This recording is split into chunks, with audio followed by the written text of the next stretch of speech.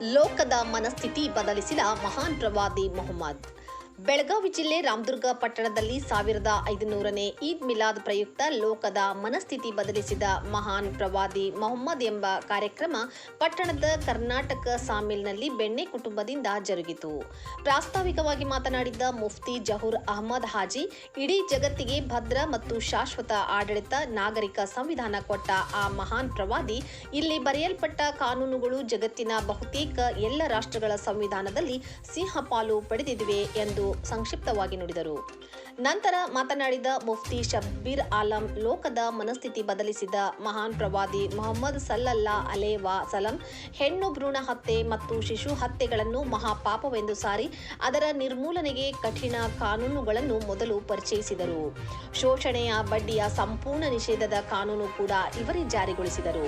ಜೀತ ದಮನ, ದೌರ್ಜನ್ಯ, ಹೆಣ್ಣು ಮಕ್ಕಳ ಆಸ್ತಿಯ ಹಕ್ಕು, ಶಿಕ್ಷಣದ ಹಕ್ಕು, ಬೇಟಿ ಪಡಾವ್ ಬೇಟಿ ಬಚಾವ್ 1500 ವರ್ಷಗಳ ಹಿಂದೆ ಕಾನೂನು ತಂದರು. ವಿಧವಾ ವಿವಾಹದ ಹಕ್ಕು, ವರನ ಆಯ್ಕೆಯ ಹಕ್ಕು, ವಧು ದನದ ಹಕ್ಕು, ಆಡಳಿತಗಳ ಆದಾಯದ ಹಕ್ಕು ಮುಂತಾದ ಜಗತ್ತಿನ ನೂರಾರು ಪ್ರಥಮ ಹಕ್ಕುಗಳ ಕಾನೂನು ಮೊದಲು ತಂದಿದ್ದು ಆ ಮಹಾನ್ ಪ್ರವಾದಿ ಮೊಹಮ್ಮದ್ ಸಲ್ಲಲ್ಲಾ ಅಲೈಹಿ ವಸಲ್ಲಂ. ಕಳೆದ 1500 ವರ್ಷ ಲೋಕಚರಿತ್ರೆಯ ಅತಿ ಸಣ್ಣ ಕಾಲಘಟ್ಟ.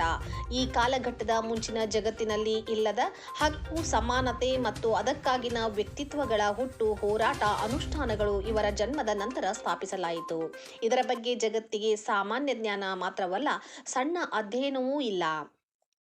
ಹುಟ್ಟಿದ್ದೇ ಗುಲಾಮರಾಗಿ ಬದುಕಲು ಮತ್ತು ಜೀತ ಮಾಡಿಕೊಂಡಿರಲು ಎಂಬ ಮನಸ್ಥಿತಿಯನ್ನು ಶಾಶ್ವತವಾಗಿ ಬದಲಿಸಿ ಶೂದ್ರರಿಗೆ ಅಧಿಕಾರ ಮತ್ತು ಸಮಾನತೆಗಳ ಸನಿಹ ತಂದ ಇವರು ಸ್ಥಾಪಿಸಿದ ಕಾನೂನು. ಇಂದು ಅವರ ಜನ್ಮದಿನ. 63 ವರ್ಷ ಬದುಕಿ ಇಹಲೋಕ ತ್ಯಜಿಸಿದ ದಿನವೂ ಇಂದೇ.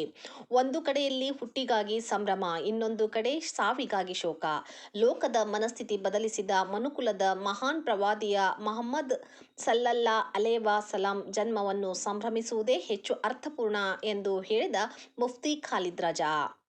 ಈ ಸಂದರ್ಭದಲ್ಲಿ ಅಂಜುಮನ್ ಇಸ್ಲಾಂ ಕಮಿಟಿ ನಿರ್ದೇಶಕ ಶಫಿ ಬೆಣ್ಣಿ, ಮೌಲಾನಾ ಅಸ್ಲಂ ಜಮಾದಾರ್, ಮೌಲಾನಾ ಕಾಶಿಂ ಬೆಟಗೇರಿ, ಬೆಣ್ಣಿ ಕುಟುಂಬದ ಸದಸ್ಯರು, ರಾಮದುರ್ಗ ಪಟ್ಟಣದ ಹಿರಿಯರು, ಯುವಕರು ಇನ್ನಿತರರು ಉಪಸ್ಥಿತರಿದ್ದರು.